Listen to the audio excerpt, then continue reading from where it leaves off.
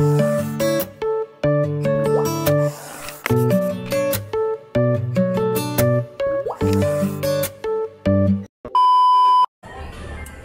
everyone! So ngayon, I'm still here na naman ako sa Dunkin Donuts. Kaka-finish ko na. Actually, umulan. Pero kanina galing ako sa office, madilim pa siya. And Sir Buboy was waiting here.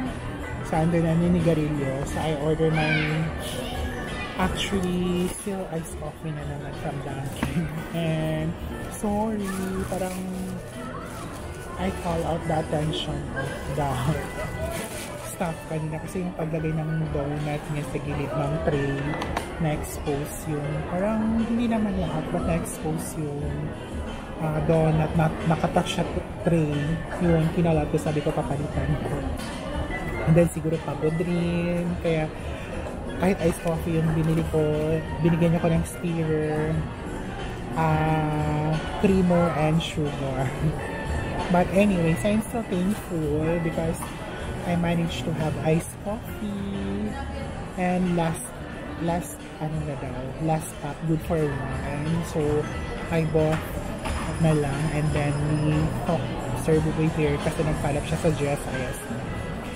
Anyways, ano bang nangyari sa office? Sa office kanina, okay lang naman, still productive. And yeah, sa previous vlog ko, I am talking about the power of gratitude. You know guys, alam mo, if you happen to read the book of Secret, you will know how to manifestation of what you want. What? Dapat alam mo yung vibration. So, ngayon ko lang nalaman, di ba, every one of us knows na hoping is good. Pero when it comes to vibration of manifesting, yung hoping pala is very neutral or mababa siya. Yung pinakamalakas pala na vibration for manifestation is love, joy, and gratitude. Yung gratitude ang pinakamataas na vibration. So if you want to manifest things, kahit lang yung sa daily routine mo, you can manifest yung darating ka sa office na before 7, before 7:30, yung mga ganon. You have to feel the gratitude, feel the love, feel the happiness. You have to set the mood for your day. Yung mga ganon na bagay. I know it's hard for first time. Even me, it's hard for me. But you keep on practicing, and if you wanted to manifest things, so you can as well. So you can manifest things. Yeah, dito ako sa harap ng sa gilid ng Dunkin. You can manifest things. Yung manifestation is dapat i-feel mo siya na you're having it, you're enjoying it, you're happy for it, na nangyari na. Yung mga ganun na manifestation and vibration. Kasi pag-isat mo yung mind mo on positive side and grateful ka sa kung anong nangyayari sa'yo for now, it would be good enough na yung vibration maging positive, maging magandang araw mo. Kahit if you feel sad that day, you can eventually switch to other vibrations na happy. Basta isipin mo lang na happy, isipin mo lang na naganap na siya.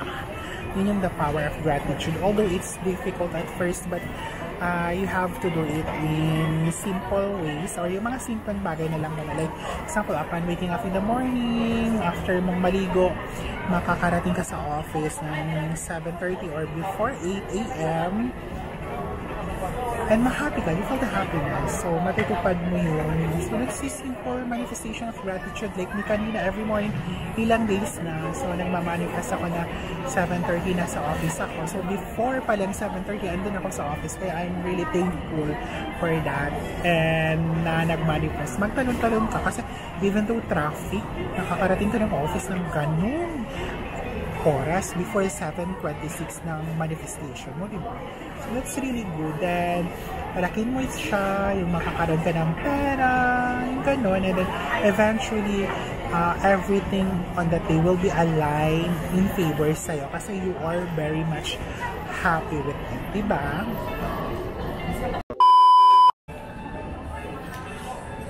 Yun, the power of gratitude for manifestation. And I did practice this one for how many days now. And I really feel good. Although may mga mangyayaring na hindi mo gusto, kaso you will learn how to switch your feelings to positive one to feel good.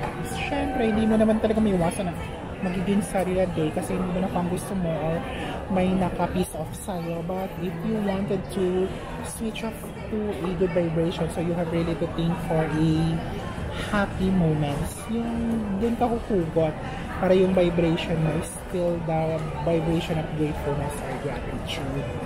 So yun. So yun yung nangyari sa akin for today. And I hope guys you are always watching my vlog. And thank you so much. Don't forget to subscribe and share and comment as well. Diba? Yun lang. Sa YouTube channel ko ngayon, parang talking vlog na lang. As what I have said, nagpa-practice ako for my public speaking. At least spontaneous yung mga vlog ko. Na ano yung naiisip. Keep on talking. Kung ano ang mga pangyayari sa buhay for today. For today. Sana may mag-comment kung anong gusto. Kung gusto.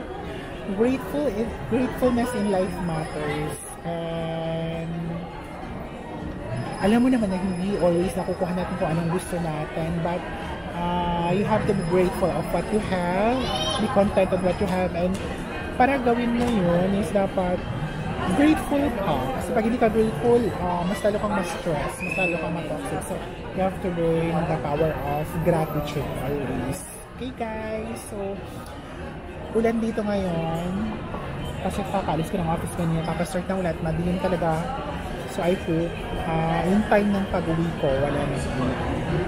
Maraming salamat sa panonood. Thank you so much. I hope you enjoy my vlog. Bye!